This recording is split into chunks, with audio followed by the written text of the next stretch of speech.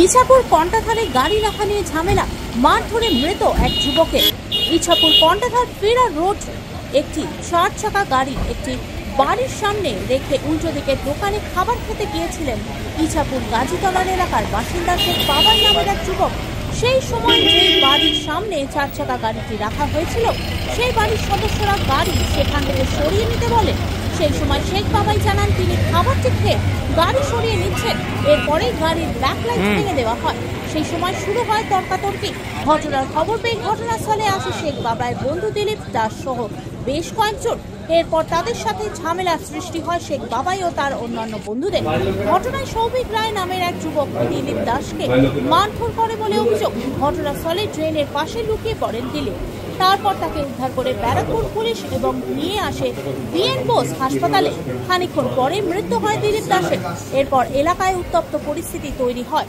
ঘটনাস্থলে পৌঁছান অতিরিক্ত নগরপাল ডক্টর সৌরভ, নোয়াপাড়া ভারপ্রাপ্ত পুলিশ অধিকারী রাকেশ সাধুকা সহ বিশাল পুলিশ বাহিনী।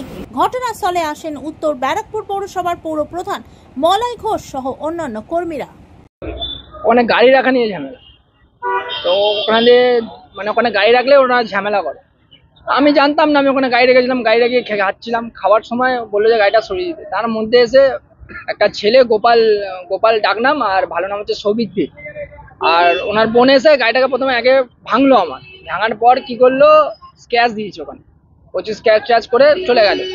তারপরে বন্ধু বান্ধব আসলো, কি হয়েছে না হয়েছে। ওখানে ঝামেলা হওয়ার পরে যে মারা গেছে দিলীপ দাস, ওকে মার করে মেরে ট্রেনে ফেলে দেওয়া, তারপরেই মারা যায়।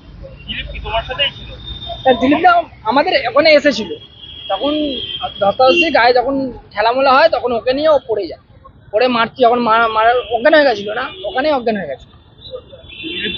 হ্যাঁ, তখন আমি আমার ওয়াইফকে নিয়ে সামলাচ্ছিলাম, সরিয়ে দিচ্ছিলাম আমার ওয়াইফকে, তখন ওর মধ্যে অজ্ঞান হয়ে গেছে। গাড়ি রাখা নিয়ে এইটাই তো সবাই অবাক হয়ে যাবার কথা।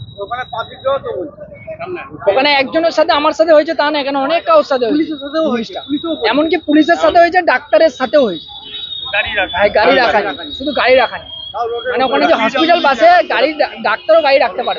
তাও এমনকি ওটা ওনার বাড়ির সম্পত্তি না, কিছু না। আমার নাম বাবাই। কে কেন্দ্র করে দিলীপ দাসের সঙ্গে এই সৌভিক রায়ের একটা বচসা বাঁধে। তারপরে প্রাথমিকভাবে যতটুকু জানা গেছে যে এখানে তাদের মধ্যে হাতাহাতি হয়, এবং হাতাহাতি হওয়ার পর দিলীপ দাস আহত হয়, এবং দিলীপ দাসকে তারপর এখান থেকে যখন বিএন বোসে নিয়ে গেছে, তখন বিএন বোসে জানা গেছে যে তার মৃত্যু হয়েছে। এটুকুই আছে।